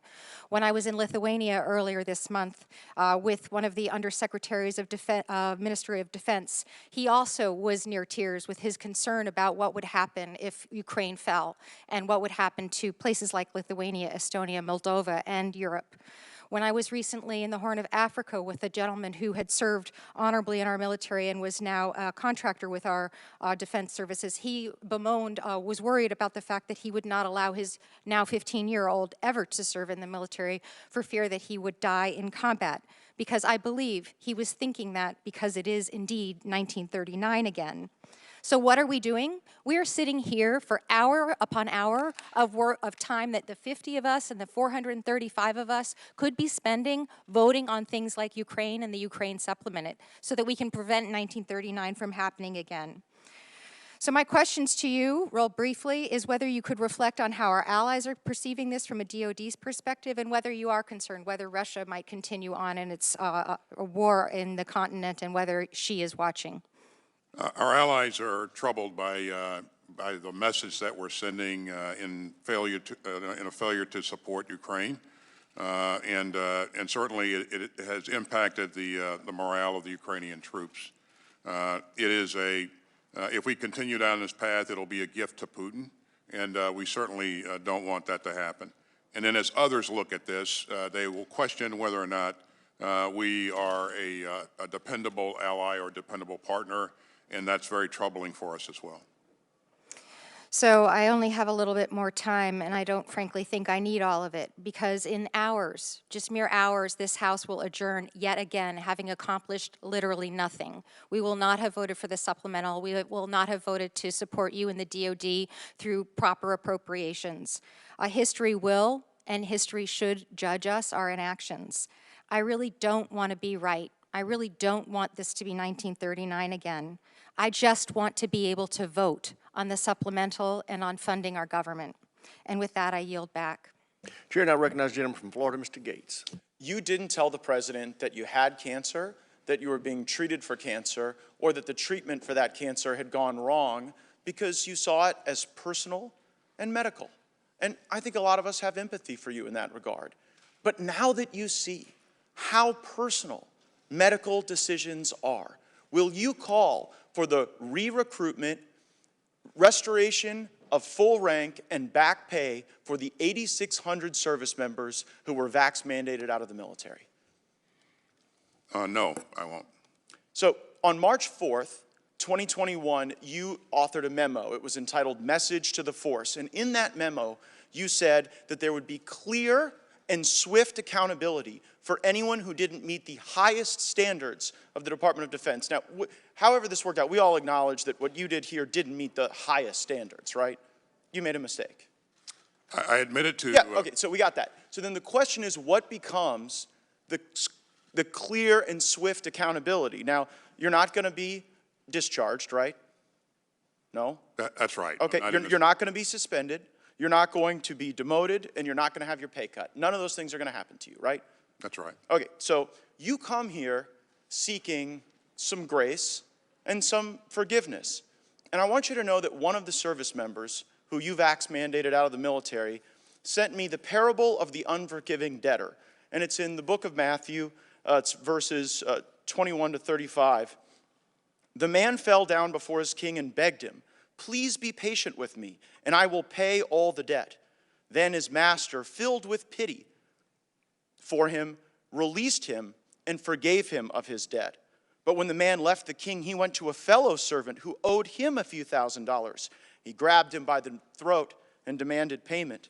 His fellow servant sat down and begged him for a little more time. "Be patient with me, and I will pay it," he pleaded. But his creditor would not wait. He had the man arrested and put in prison until the debt could be paid in full. When some of the other servants saw this, they were very upset. They went to the king and told him everything that had happened. And the king called the man who had been forgiven and said, "You evil servant, I forgave you that tremendous debt because you pleaded with me. Shouldn't you have mercy on your fellow servant, just as I had mercy on you?" Then the angry king sent the man to prison to be tortured until he had paid his entire debt. Mr. Secretary, you come to us seeking forgiveness, but you offer none. And it seems as though the pattern is repeated. You make a mistake, like on the vax mandate and here regarding your notification, then you get busted. President Biden had to sign something into law reversing your vax mandate. You got busted here, not because you came forward, but because we learned of this through other means. And then after you get busted making a mistake, you want that benefit, but you don't want to extend it to others. This isn't swift or clear.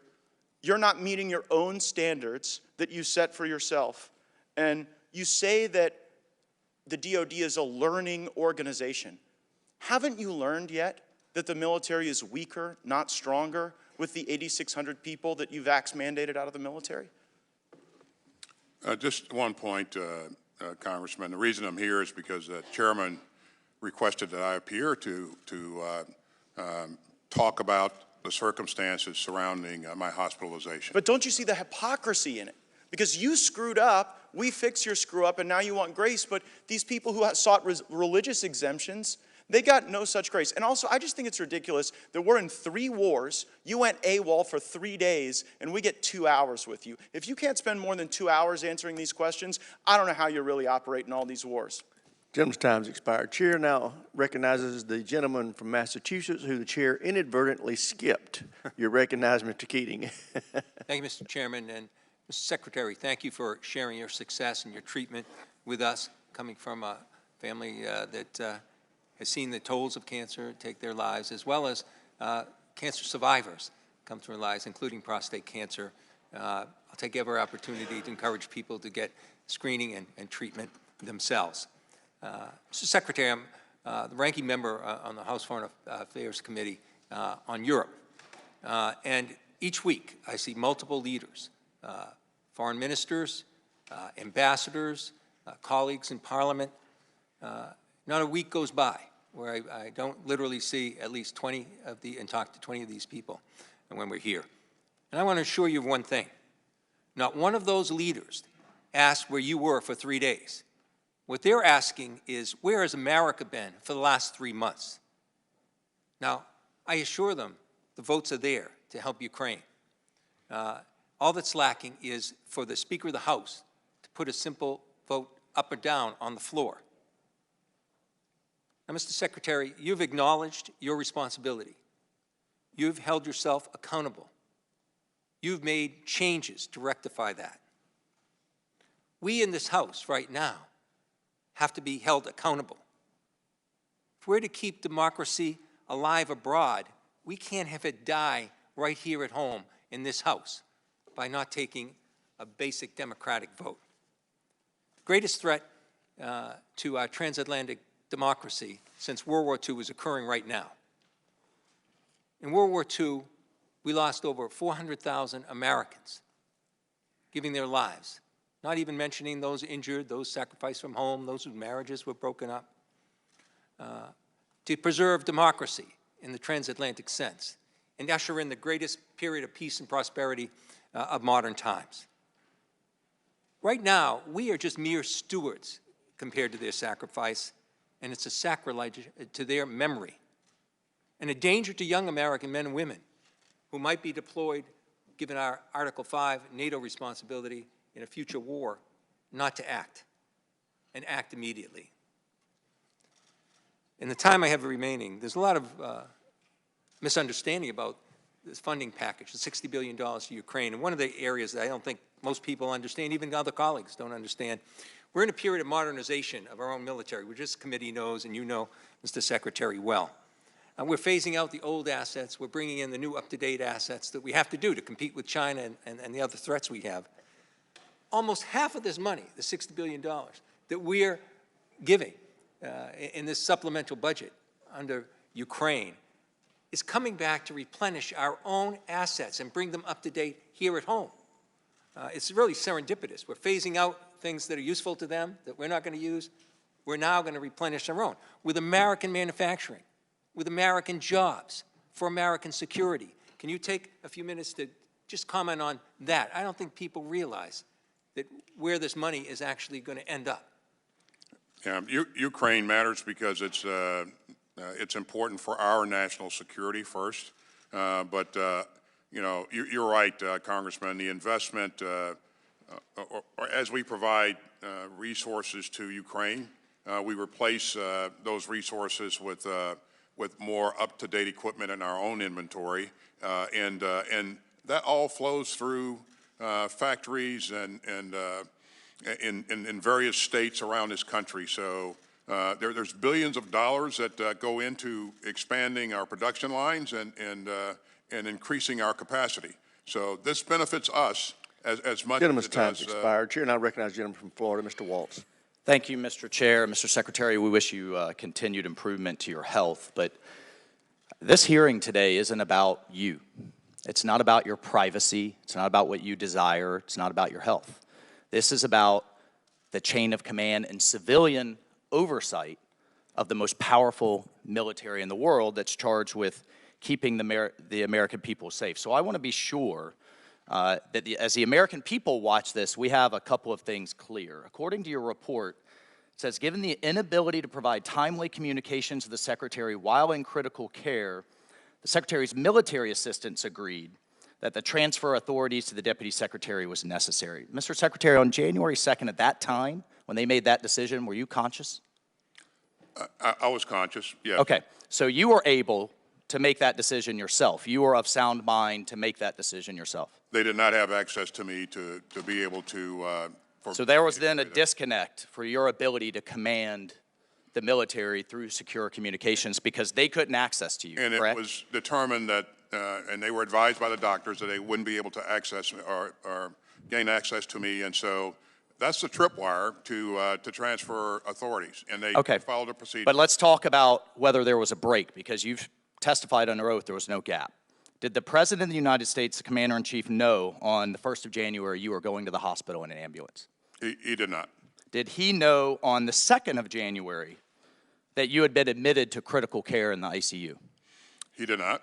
The Commander-in-Chief, elected by the American people, civilian oversight of the military, didn't know on January 1st, didn't know on January 2nd.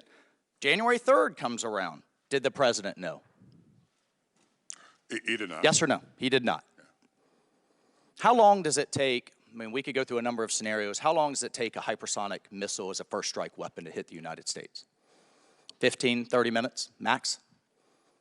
Well, you know, ICBM, I mean, it's commonly out there. ICBM from North Korea, 30 minutes, make a decision. So we've been clear that the notification was not adequate, but the transfer of authorities. Right. When is it? But the President of the United States, as the Commander-in-Chief, doesn't know for 3 days his Secretary of Defense is incapacitated and in critical care. Correct? In critical care, not incapacitated. And the President of the United States doesn't know that his Secretary of Defense can't access secure comms, correct? He doesn't know. But the deputy is fully empowered and has full access to everything she needs. Mr. Secretary, who made the decision, just in the time I have remaining, who made the, so your report says the Assistant Secretary for Public Affairs was informed of the transfer of authority. Who made the decision for that individual to not inform the American people? I can't answer that. Again, did he make that decision? Did I make that decision? No. Did the Assistant Secretary for Public Affairs make the decision? I can't. You just had a 30-day review. You don't know who made the decision to not tell the American people? I know that he was aware on the 2nd. I don't know what decision-making processes that. To inform the public, you don't know today.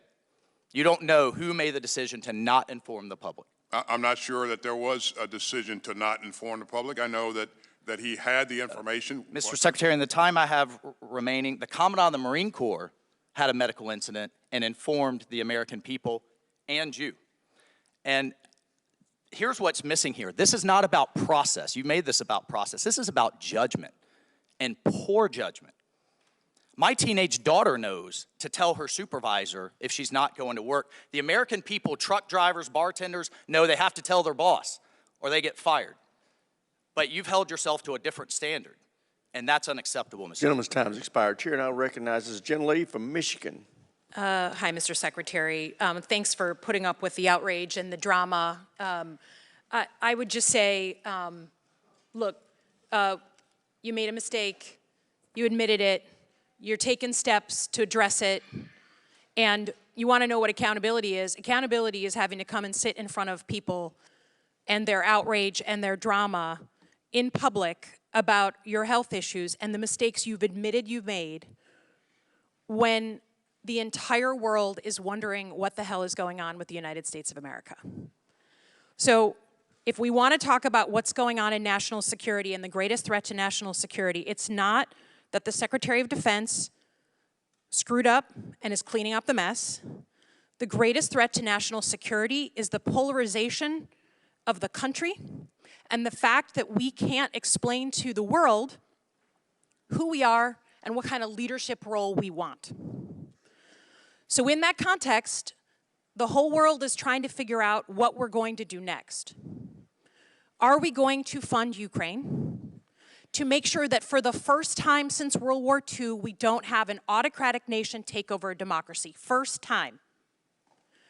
Are we going to send a signal to the Chinese and the Chinese government that we still want a leadership role in the world, and we're willing to back that up with strength, with force, and with action?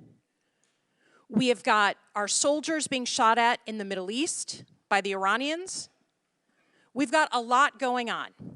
And I would hazard a guess that the people who are most stridently dramatic about this issue are the very ones who have said publicly that they don't intend to support protecting Ukraine against Putin. They don't care about what's going on in Taiwan. They don't want that strong role in the world. They want to distract us with this and everything else that they're yelling about, because they are ceding our leadership role in the world. And U.S. leadership is far from perfect, but I would take U.S. leadership over Chinese leadership or Russian leadership any single day. So watch the outrage, and you can correlate that to how much they don't want to talk about their sucking up to their whoever, political masters, and denying the United States of America its leadership role that it has held since World War II. We are also sitting here unable to get a budget done, a budget for the whole government, not just the Pentagon. We're living on these now 1-week extensions, 2-month extensions, going on and on. If we're worried about competing in the 21st century on national security, if we're worried about drone attacks, using a $1,000 drone to hit our forces in places like the Middle East, we need to do things to adapt and fight. By not passing a budget for next year, the Pentagon is unable to do anything new. They're unable to start anything new. They're just holding on week by week, month by month, while we screw up our national security because we can't get our own house in order. This committee has always been a real calm in the storm when it comes to bipartisanship. So I would ask that when we come back together in a month and have a hearing with the Secretary, we focus it on the things that are actually important to national security, instead of denying this man the apology that he's made, the mea culpa that he's made, and get on to the business of the American people. I yield back. Gentlelady's time's expired. I would make the point that the chairman decided to call this hearing, and there is no stronger proponent of Ukraine funding than the chairman. Chair now recognizes the gentlelady from Michigan. Thank you, Mr. Chairman, and thank you for being here today. I just want to clear up a couple things that I think is really important, because we talked a lot about changes to the process. You spoke earlier, you're going to make 8 changes to the process. I think that's part of the problem, is we spend all this time putting together processes, but unless we're willing to follow them, the processes are really irrelevant. So I guess my first question is, you admitted that it wasn't really the process that was the problem, it was you, correct? I did not admit that. Oh, okay, then I misheard, I apologize. So what error did you make, if any? Well, first of all, I said that I didn't inform the president initially of my cancer diagnosis, and that was a mistake. In terms of the hospitalization, January 1st throughout, again, I was the patient. And so my expectation is that the organization inform the right agencies. That, okay, so maybe I didn't understood it. So as long as you inform somebody other than your boss to let the boss know, that is acceptable. Certainly informing the chief of staff, the White House, the National Security Advisor, I think they would immediately inform the president. So yes, so it really wasn't your fault, it was the staff's fault. So you informed the staff made an error not to inform the president. I'm just trying to connect the dots. No. No, okay. The president, my chief of staff informed the National Security Advisor on the 4th of January, and then that notification followed through to the president. So in your opinion, you didn't make an error. It was the process that was the issue. We didn't get this right. Again, okay. I'm just trying to find where the blame lays. Critical care at from the 2nd to the 4th. Okay, so it wasn't your fault. It was the staff's fault. Well, I didn't have access to any kind of communications during that time. You didn't have a phone, nothing? No. Okay, that's interesting.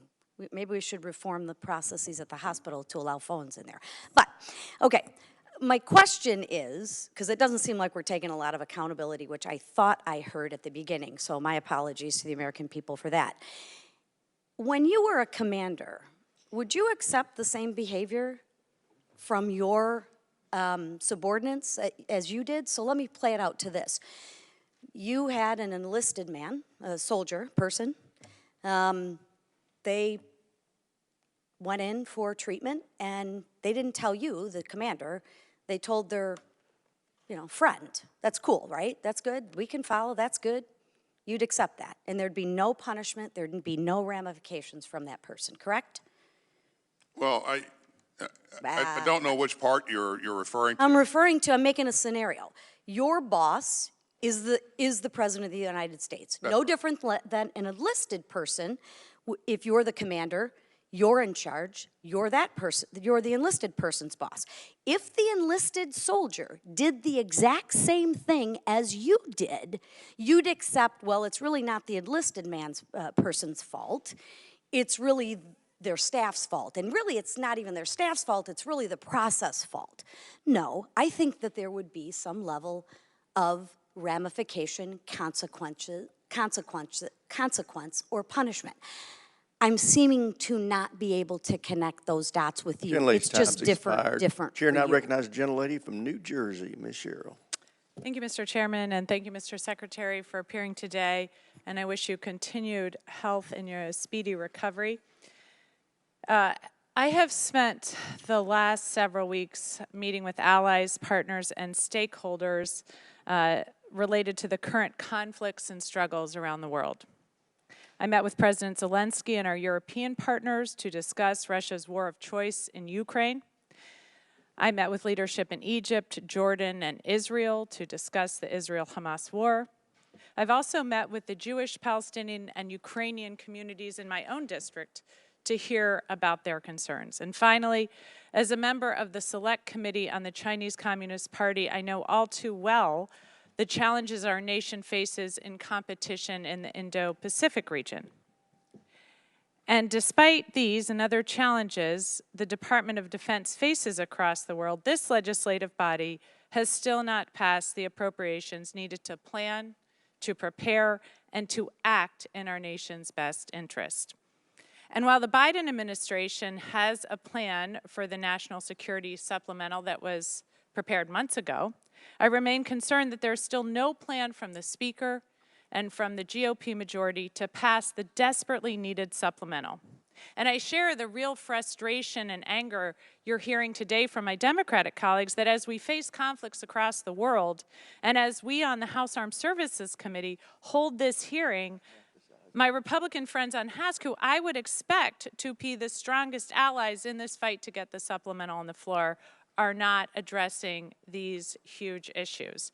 So I'll ask you, Mr. Secretary, as we near yet another potential government shutdown, we've sort of kicked the can down the road now for a couple more weeks and hopefully can figure this out. But as we keep limping along with CR after CR after CR,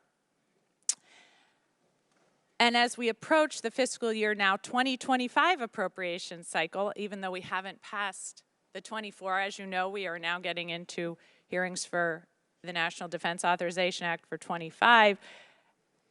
Every member of this committee continues to hear from senior DoD leaders about how damaging CRs are for our national defense. can you speak in a little more detail about the practical impact that our broken appropriations process has on the implementation of our national defense security strategy? Again, you've heard me say a number of times that you lose both time and money. And if we go for a full year with the CR, that'll be, we'll lose about $25 billion in discretionary funds there. So this is a big deal because we go through a lot of effort to link our budget requests to our strategy. I think we've done a very good job of that, and of course, without you know, a budget, we can't execute the strategy in its fullest, and so that's a concern. And again, as you look at the challenges around the world, our ability to do the right things to make sure that we maintain the edge in the Indo-Pacific, to help Ukraine counter Russia's aggression, and to do the things in the Middle East that we're doing to support Israel and to try to work to prevent the spread of a larger conflict. And again, we are supporting and doing a lot of things around the globe in support of our strategy, and without the funding, this doesn't, it hampers us, it hamstrings us. So. Time's expired. I would point out, consistent with our agreed upon time of ending this hearing, we will have time for 3. I'd ask all of the members to submit their questions for the record, and I would ask the Secretary to respond to those in a timely fashion. And with that, the Chair recognizes the gentleman from Texas, Mr. Fallon. Thank you, Mr. Chairman. Mr. Secretary, I'd like to take you back to spring of 2021. It was in April of that year that you and other military senior leaders were discussing a drawdown in the war with Afghanistan, with President Biden. He didn't take your advice, but like a good political appointee, you publicly remained supportive of his decision. Would you describe the withdrawal from Afghanistan as closer to a success or closer to a failure? I would say that I'm proud of the work that our troops did in a very challenging situation, and proud of the support that we provided to Afghans who wanted to exit the country, and we were not able to support all the folks that we wanted to support, but that effort continues as we speak today. So let me ask you that question again, because it didn't get answered. Would you describe it closer to a success or a failure? I think, you know, again, it was a very challenging situation. I think we were successful in getting in retrograding our people and our equipment under very challenging in a very challenging situation, and we're able to help a number of Afghans as well. In the 18 months prior to this administration coming to office in January of 2021, how many American lives did we lose in Afghanistan? I'm sorry? Prior to Joe Biden becoming president, in the prior 18 months, how many Americans did we lose in Afghanistan? How many military service members? Very few. I'd have to go back and check the record. I think it's exactly 0. And then we lost 13 lives under this administration's watch. 5,000 prisoners broke out of Bagram. We left billions of dollars worth of equipment. The Afghan army disintegrated within 2 weeks. And General McKenzie, General Milley, and I believe yourself as well, when we had a discussion in 2021, could not guarantee me or the American people that any of those 5,000 scumbags that did escape from Bagram weren't involved in the murder of the 13 service members that occurred under your watch. And why didn't we maybe have a withdrawal when it wasn't prime fighting season? I mean, all these questions, this, I think, in large measure could have been avoided. And then just a little walk through history here in the last couple of administrations. Vladimir Putin, a lot of my colleagues have talked about Ukraine. In 2008, Vladimir Putin stole a province from Georgia, and it was under George W. Bush's watch. And then 2014, he stole all of Crimea under Barack Obama's watch. And then a Russian-supported insurgency in eastern Ukraine kicked off as well. And then, Mr. Secretary, President of the United States from 2017 to 2021 was? Do you are aware who that was? 2013. 17 to 21. Who was the President of the United States? Of course, it was President Trump. Donald Trump. Yeah. Did Vladimir Putin embark on any new foreign adventures in those 4 years? He didn't, but... Okay, thank you. And then February 2022, what happened? You know, he certainly, I mean, that's when he attacked Ukraine and... Full-scale invasion, almost 200,000 regular Absolutely, Russian yeah. troops. So I think that if we were more concerned with our military projecting power and not worried about personal pronouns, it would be better for the American people and, quite frankly, the free world. Thank you, Mr. Chairman. I yield back. Chair, I recognize the ranking member for a few statements. I'll be quick with this, but there was a peace treaty negotiated by Donald Trump with the Taliban that had a ceasefire in place. Shame Mr. Fallon is leaving because this could be educational. On May 1st, well, sometimes you can learn from listening too. I know it's a shocking concept. That peace treaty expired in May of 2021. The reason there were no casualties is because President Trump had promised the Taliban that we would leave, and therefore there was a ceasefire. Come May of 2021, if we were not gone, that ceasefire would have expired. So the rewriting of the history of Afghanistan in this committee is deeply troubling to me. Now, what would have happened in May if we were still there? I don't think the Taliban would have honored that ceasefire, and I don't think we would have had that zero casualty list for too much longer. So let's understand exactly what happened in Afghanistan instead of rewriting history. I thank the chairman for giving me that indulgence, and I yield back. Certainly. Chair now recognizes the gentlelady from Texas, Ms. Escobar. Thank you, Mr. Chairman, and thanks to the ranking member also for that very important recent history lesson. Mr. Secretary, good to see you. Thank you for being here today, and please know that we all wish you nothing but the best as you continue on your journey toward absolute maximum best health possible. I also want to thank you for the acknowledgement of in retrospect, what could have been done better, and for the 30-day assessment. I'd like to give you the opportunity to assure the American people who are watching what lessons were learned in that 30-day review, and looking forward, what can and will be done better. Well, the importance of prompt notification of key leaders, of a senior leader being ill or being hospitalized, and the importance of everyone in the chain, in the environment, understanding the policies and procedures, and are able to put those into play right away.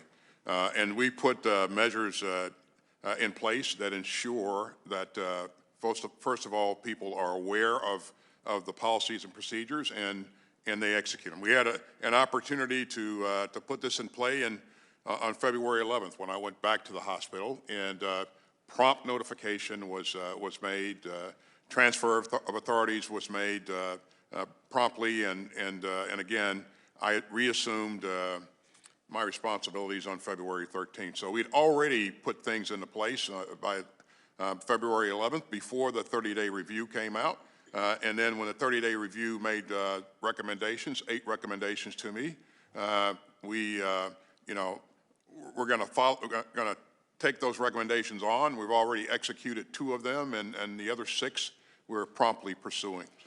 Thank you so much, Mr. Secretary. I think it's always so important for us to exercise judicious oversight and make sure that we learn lessons and do better going forward. And I really appreciate that succinct description of the lessons learned and the assurances to the American people. Like many of my colleagues, I had the incredible privilege of attending and participating in the Munich Security Conference recently, and was in the meeting with President Zelensky as we discussed the situation in Ukraine and the fact that this body has not done its job in ensuring that we vote on and pass the supplemental request by the president. I'd like for you, just in this last minute, so that the American people understand why this is so important for us to provide support to Ukraine. 3 years down the line, 5 years down the line, if Ukraine falls to Putin, what is in that future for all of us? Well, thank you, and thank you for your support of the supplemental. If Ukraine falls, again, Putin won't stop there. He will just continue to move forward and attack and take on the sovereign territory of his neighbors. And so, if you're a Baltic state, you're really worried about whether or not you're next.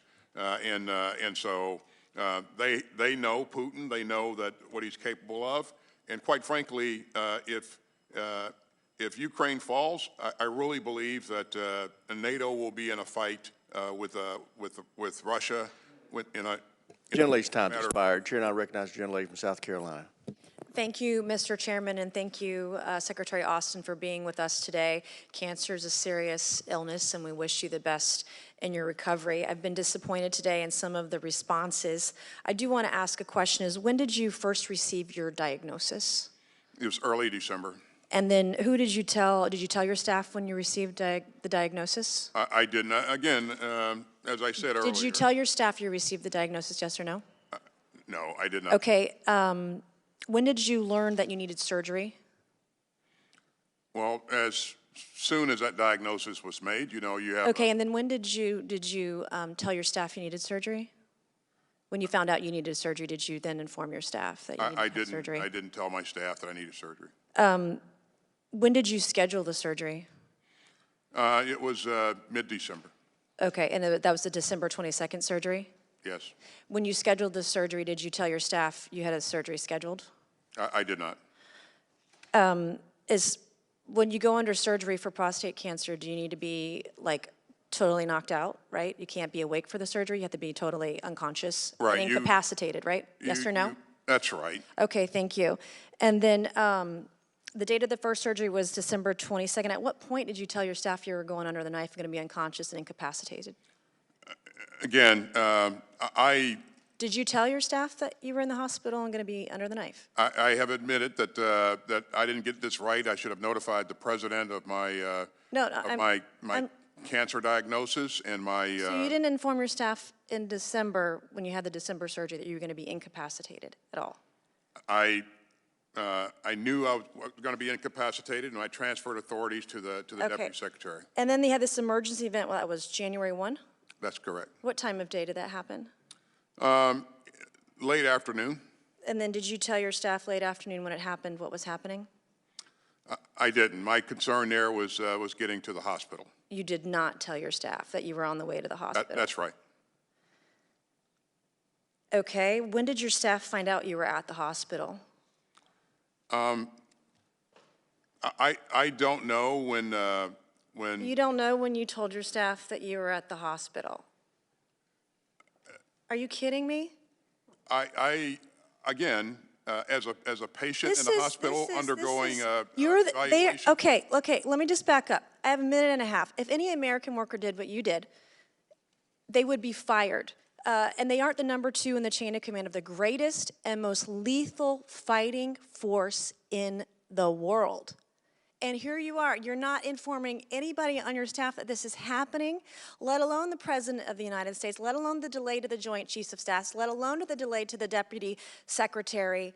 What happens? Now, I didn't serve, most of my family has served. So can you please tell me in just a few seconds, when a soldier goes AWOL, when they wear the uniform, when they put their lives on the line for our nation, for you, what happens when they go AWOL? What is the punishment? Well, I wouldn't equate my going to the hospital and receiving treatment being as going incapacitated as a secretary here, yes, is going AWOL. So you don't equate disappearing, being incapacitated with being AWOL. I didn't disappear. I was in a military medical facility in Washington, D.C. You just testified you didn't tell your staff. Did you not? You just testified. What happens when a soldier goes AWOL? I have 20 seconds. What happens when a soldier goes AWOL? We have to realize that, I have a fairly large. Are they honorably or dishonorably discharged? Are they put into the brig? Are they? What happens? Seriously, you're not even answering the questions. I'm not going to rest until someone. We should not rest until someone is held accountable. I am deeply disappointed in your response today. Thank you, and I yield back. Gentlelady's time's expired. Chair now recognizes the ranking member for any closing comments he may have. I'm good, Mr. Chairman. Thank you.